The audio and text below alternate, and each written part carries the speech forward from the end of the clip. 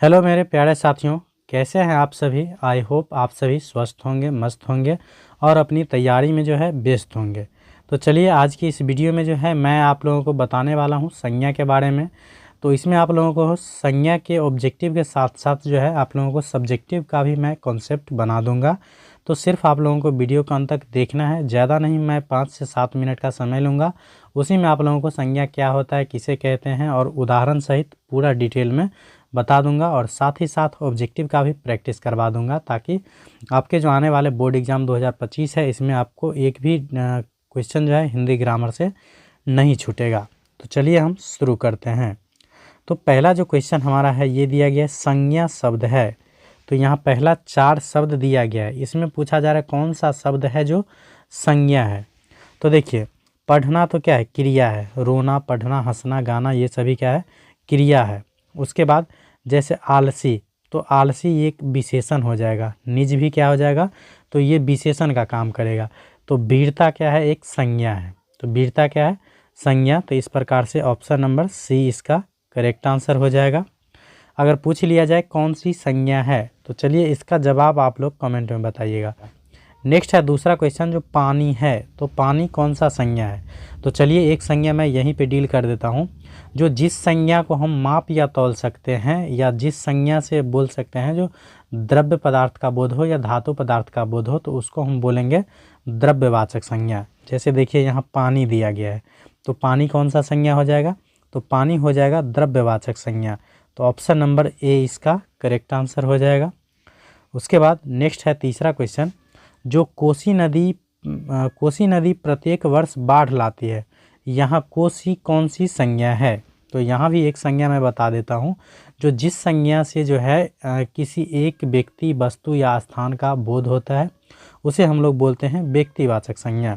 तो यहाँ कोसी नदी में देख रहे हैं आप लोग, जो एक नदी का बोध हो रहा है, तो जिससे भी दुनिया में सिर्फ एक का बोध होता है उसे हम लोग बोलेंगे व्यक्तिवाचक संज्ञा। तो इसमें कोसी कौन सी संज्ञा हो जाएगी, तो ये हो जाएगा व्यक्तिवाचक संज्ञा। तो ऑप्शन नंबर सी इसका करेक्ट आंसर हो जाएगा। उसके बाद नेक्स्ट क्वेश्चन हमारा है 4 नंबर, जो रामायण शब्द किस संज्ञा का उदाहरण है। तो यहाँ रामायण से भी आप लोग देख सकते हैं, जो रामायण क्या है, तो किसी खास पुस्तक या धर्म ग्रंथ का नाम है, इसलिए रामायण भी क्या हो जाएगा, तो रामायण भी हो जाएगा व्यक्तिवाचक संज्ञा। तो ऑप्शन नंबर ए इसका करेक्ट आंसर हो जाएगा। उसके बाद नेक्स्ट है 5 नंबर क्वेश्चन, जो सर्दी शब्द कौन सी संज्ञा है। तो सर्दी भी क्या है, तो सर्दी भी क्या है, तो सर्दी एक प्रकार से हम बोल सकते हैं जो इसको सिर्फ अनुभव करते हैं। सर्दी को क्या करेंगे हम लोग, सिर्फ अनुभव करेंगे, तो ये हो जाएगा भाववाचक संज्ञा। तो ऑप्शन नंबर बी इसका करेक्ट आंसर हो जाएगा। चलिए अगर मैं बता दूं भाववाचक संज्ञा के बारे में, तो जिस संज्ञा को हम लोग सिर्फ अनुभव करते हैं, उसको देख या छू नहीं सकते हैं, उसको हम लोग बोलेंगे भाववाचक संज्ञा। जैसे सर्दी हो गया, बोलेंगे गर्मी बोल सकते हैं। उसके बाद ईमानदारी, बेईमानी, ये सभी क्या हो जाएंगे, तो ये सभी हो जाएंगे आप लोगों को बहुवचक बोल रहे, भाववाचक संज्ञा। क्या हो जाएगा, भाववाचक संज्ञा। तो उम्मीद है आप लोगों को भाववाचक संज्ञा समझ में आ गया होगा। उसके बाद नेक्स्ट है 6 नंबर क्वेश्चन, जो गंगा कौन संज्ञा है। तो यहाँ गंगा से भी क्या है, तो किसी खास नदी का बोध हो रहा है, इसलिए गंगा को भी हम बोलेंगे व्यक्तिवाचक संज्ञा। तो ऑप्शन नंबर बी इसका करेक्ट आंसर हो जाएगा। उसके बाद नेक्स्ट क्वेश्चन हमारा है 7 का, बोला जा रहा है शाबाश कौन शब्द है। तो शाबाश जो है ये कौन सा शब्द होगा। तो आप लोग जब किसी को शाबाशी देते होंगे, तो आप लोगों को गौर होता होगा जो शाबाशी में कौन सा शब्द होगा या कौन सी संज्ञा होगा। तो शाबाश हम किसी को देते हैं तो कुछ जेब से निकाल के नहीं देते हैं, एक प्रकार से हम उसको मतलब क्या बोलते हैं, दिल से बोलते हैं, मतलब उसको भी हम लोग सिर्फ अनुभव करते हैं। शाबाशी को भी क्या करेंगे, सिर्फ अनुभव करेंगे। तो शाबाश भी हो जाएगा, ये आप लोगों को भाववाचक संज्ञा हो जाएगा। ये थोड़ा सा धुंधला दिख रहा है, कोई बात नहीं, याद रखिएगा शाबाश क्या होगा, तो एक भाववाचक संज्ञा। तो ऑप्शन नंबर ए इसका करेक्ट आंसर हो जाएगा। उसके बाद नेक्स्ट हमारा क्वेश्चन है 8 का, जो भारतीय शब्द कौन सी संज्ञा है।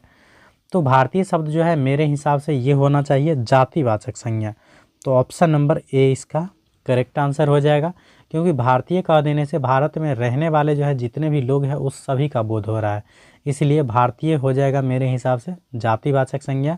अगर भारत पूछता तो भारत क्या है, तो किसी खास देश का नाम है, इसलिए भारत होता व्यक्तिवाचक संज्ञा। लेकिन भारतीय कह देने से क्या होता है, तो भारत के जितने भी नागरिक हैं उस सभी का बोध हो रहा है, इसलिए भारतीय जो हो जाएगा ये हो जाएगा जातिवाचक संज्ञा। तो हालांकि इसका आप लोग जवाब कमेंट में भी बताइएगा, जो भारतीय जो है कौन सी संज्ञा होगी आपके हिसाब से। नेक्स्ट है 9 नंबर, जो पहाड़ शब्द कौन सी संज्ञा है। तो चलिए एक शब्द और मैं बता देता हूँ, एक शब्द नहीं एक संज्ञा, जो जिस संज्ञा से है, जो जिस संज्ञा से उस प्रकार के पूरी वस्तु या जाति का बोध होता है उसको हम लोग बोलते हैं जातिवाचक संज्ञा। मतलब ऐसा संज्ञा जिससे उस प्रकार की पूरी वस्तु या जो भी हो उस प्रकार की पूरी प्रजाति का बोध होता है उसको हम लोग बोलेंगे जातिवाचक संज्ञा।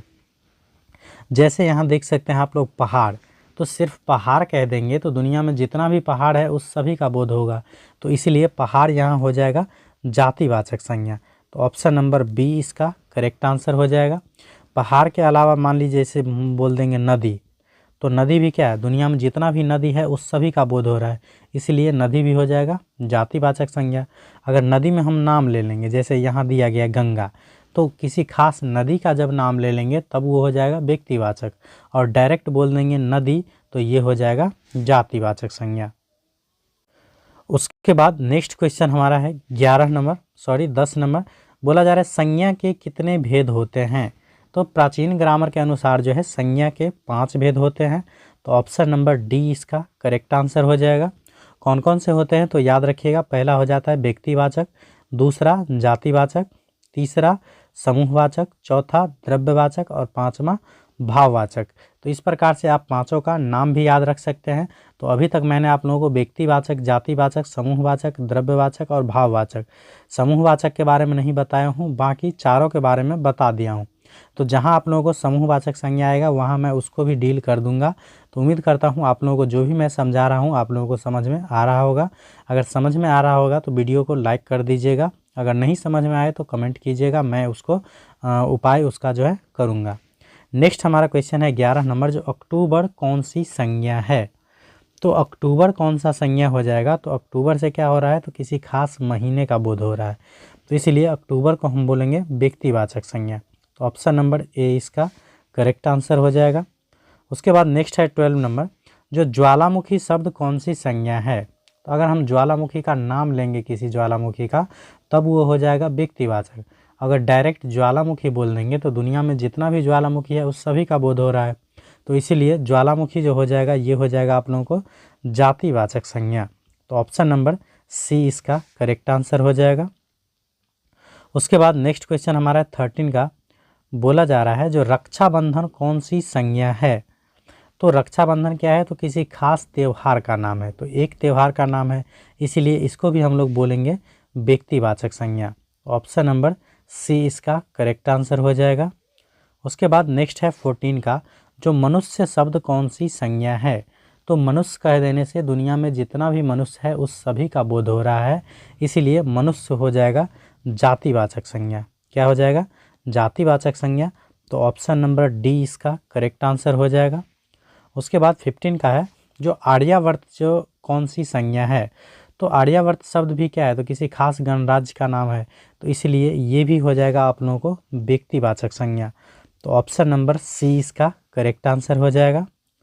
उसके बाद नेक्स्ट क्वेश्चन हमारा है, नेक्स्ट क्वेश्चन है 16 का, बोला जा रहा है हिंद महासागर शब्द कौन सी संज्ञा है।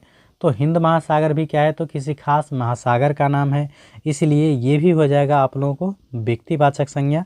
तो ऑप्शन नंबर डी इसका करेक्ट आंसर हो जाएगा। उसके बाद नेक्स्ट है 17 का, बोला जा रहा है ब्रह्मपुत्र जो क्या है एक नदी का नाम है, तो ब्रह्मपुत्र शब्द कौन सी संज्ञा है। तो इसका जवाब मैं नहीं बताने वाला हूँ, इसका जवाब मैं आप लोगों पे छोड़ रहा हूँ। उम्मीद करता हूँ जो आप लोग कमेंट बॉक्स में ज़रूर इसका जवाब बताइएगा, जो ब्रह्मपुत्र कौन सी संज्ञा है और नदी कौन सी संज्ञा है ये भी आप लोग कमेंट में बताइएगा।